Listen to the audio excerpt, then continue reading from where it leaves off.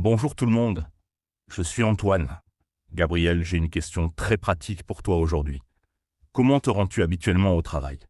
Moi, c'est toute une aventure, entre le métro et le bus. Et toi? Bonjour et bienvenue dans vos Spoken French, cher auditeur. Oh Antoine, les trajets domicile-travail. Quel sujet quotidien. Moi j'ai de la chance. Je vais au bureau à vélo. 15 minutes de pure liberté. Raconte-moi ton aventure métro-bus. À vélo, quelle chance effectivement. Alors moi, je commence par 10 minutes de marche jusqu'au métro, puis 20 minutes de métro, ligne 9, et enfin 15 minutes de bus. Au total, 45 minutes de transport. 45 minutes. C'est long. Moi 15 minutes à vélo. Chers auditeurs, comment vous rendez-vous au travail? Voiture, transport en commun, vélo, à pied. Et combien de temps ça vous prend? Partagez vos expériences dans les commentaires. Et tu fais du vélo même quand il pleut, même l'hiver. Presque toujours, j'ai un bon équipement. Veste imperméable, pantalon de pluie. Et l'hiver, je m'habille chaudement. Seule la neige et le verglas m'arrêtent.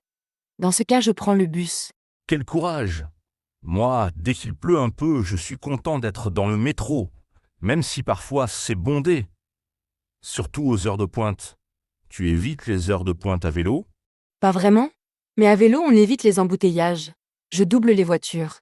C'est même plus rapide qu'en voiture aux heures de pointe. Et toi, ton métro est bondé? Très bondé, surtout entre 8h et 8h30. Parfois, il faut attendre 2 ou 3 rames. C'est stressant quand on risque d'être en retard. Stressant? Je comprends. L'avantage du vélo, c'est la régularité. Toujours le même temps de trajet. Pas de greffe, pas de panne. Et toi, tu as souvent des problèmes de transport. Pas trop souvent, mais parfois panne de métro ou grève. Dans ce cas, je prends un autre itinéraire. Ou je pars plus tôt. Il faut toujours avoir un plan B. Cher auditeur, avez-vous des plans B pour vos trajets? Plan B? Essentiel. Et pendant tes trajets, tu fais quoi? Tu lis? Tu écoutes de la musique? Dans le métro, j'écoute des podcasts, comme le nôtre, ou de la musique. Dans le bus, je regarde par la fenêtre, j'observe les gens. C'est intéressant. Et toi, à vélo? À vélo, je ne peux pas écouter de musique. Trop dangereux. Il faut entendre la circulation. Mais j'observe tout. Les rues, les saisons qui changent, les gens qui courent. Observer les saisons? C'est vrai que dans le métro, on perd ça.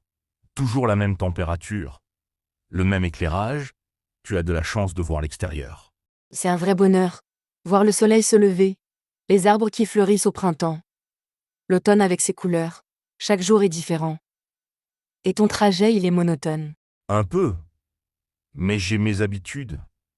Dans le métro, j'ai ma place préférée, près de la fenêtre, et dans le bus, j'aime m'asseoir côté droit, pour voir la scène. Ta place préférée? Moi aussi. Sur mon vélo. Toujours la même selle. Et j'ai mon itinéraire favori. Par le parc. C'est plus joli que par les grandes avenues. Tu changes parfois ton trajet? Rarement, mon trajet est optimisé, le plus rapide. Mais parfois, quand j'ai le temps, je prends un bus différent, pour voir d'autres quartiers. Et toi? Moi j'aime varier. Passer par différents parcs. Découvrir de nouvelles rues. Le vélo permet cette liberté. Cher auditeur, variez-vous vos trajets ou gardez-vous toujours le même? Et niveau coût, le vélo c'est économique. Très économique? Juste l'achat du vélo. Et l'entretien? Chaîne, pneus. Mais comparé au transport en commun. Ou l'essence? C'est beaucoup moins cher. Et toi, ça coûte combien? Mon pass Navigo coûte 75 € par mois, mais il est partiellement remboursé par mon employeur. Au final, je paye 40 €, c'est correct. 40 €? Ça reste cher. Moi, 0 € par mois. Juste l'entretien occasionnel et l'exercice physique en bonus. L'exercice physique, avantage énorme. Moi, dans les transports, je reste assis, pas très sportif. Tu considères ton trajet comme du sport? Pas vraiment du sport, mais de l'activité physique. 15 minutes matin et soir. Ça maintient en forme. Et ça réveille le matin. Mieux qu'un café. Mieux qu'un café, moi j'ai besoin des deux. Café et transport pour me réveiller. Et tu arrives au bureau en forme. En pleine forme? Un peu essoufflé parfois, mais énergique. Et toi? Fatigué par les transports? Ça dépend. Si c'est bondé, oui.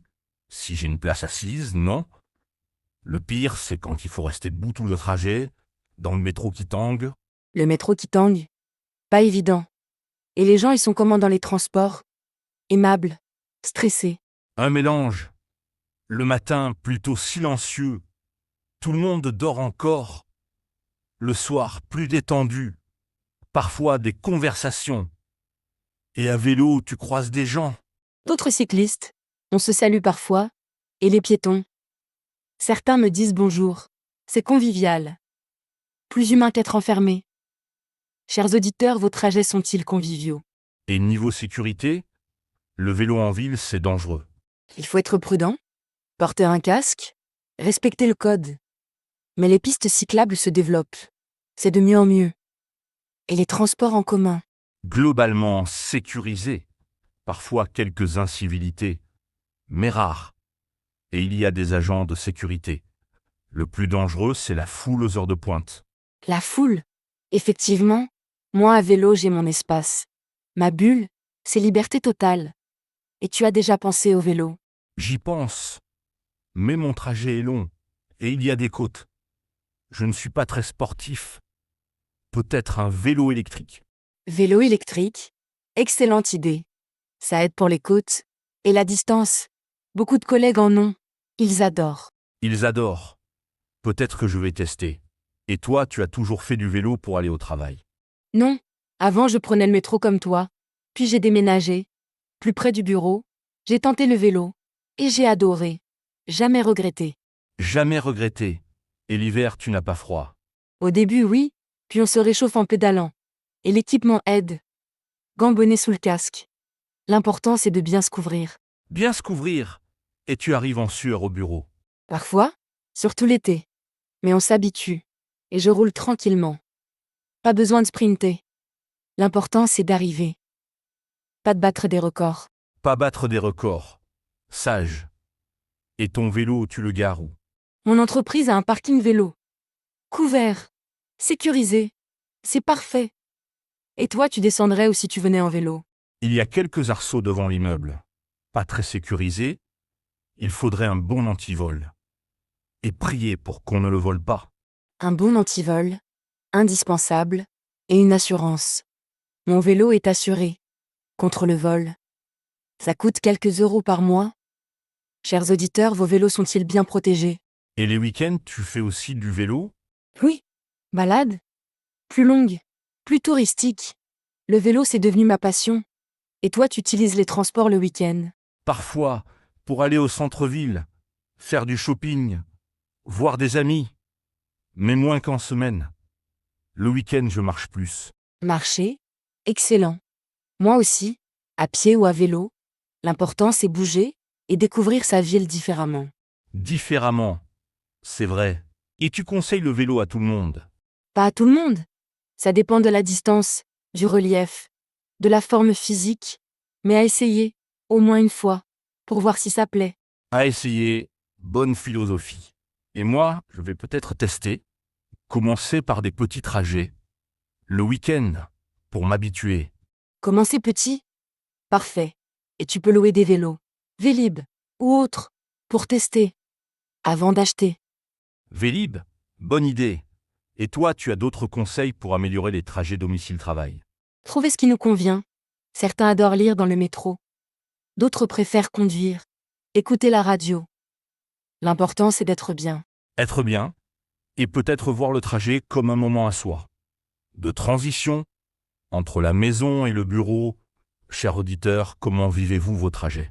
Moment de transition. Excellent. Moi, ça me vide la tête, entre les soucis de la maison et ceux du bureau, une pause. Une pause. Et parfois, dans le métro, je réfléchis. Je planifie ma journée. Ou je rêve. C'est productif à sa façon. Productif et créatif. Nos trajets peuvent être riches. Si on les vit bien. Et vous, chers auditeurs, vos trajets vous inspirent-ils? Et au final, Gabriel, tu es content de ton choix? Le vélo? Très content. Liberté, exercice, économie. Et contact avec la nature, même en ville. Et toi, satisfait de tes transports? Globalement, oui. C'est pratique, régulier, et ça me laisse du temps. Pour écouter, lire, réfléchir. Chacun son truc. Chacun son truc. L'important, c'est que ça nous convienne. Et peut-être changer si nos besoins évoluent. Rester flexible. Rester flexible. Et maintenant, j'ai vraiment envie d'essayer le vélo. Tu m'as convaincu, au moins pour tester. Je t'ai convaincu. Mission accomplie. Et vous, chers auditeurs, cette discussion vous donne-t-elle des idées pour améliorer vos trajets? Oui, partagez vos astuces, vos découvertes, vos galères aussi. Nous sommes tous dans le même bateau ou le même métro. Le même métro ou le même embouteillage? Et ensemble, on peut s'entraider, donner des conseils, partager des bons plans. Et partager des bons plans. Et peut-être découvrir de nouveaux modes de transport. Trottinette, covoiturage, il y a plein d'options. Plein d'options, et elles évoluent. Transport du futur, vélo électrique, nouvelles lignes. Il faut rester curieux. Restez curieux. Merci Gabriel pour ce voyage à travers nos trajets.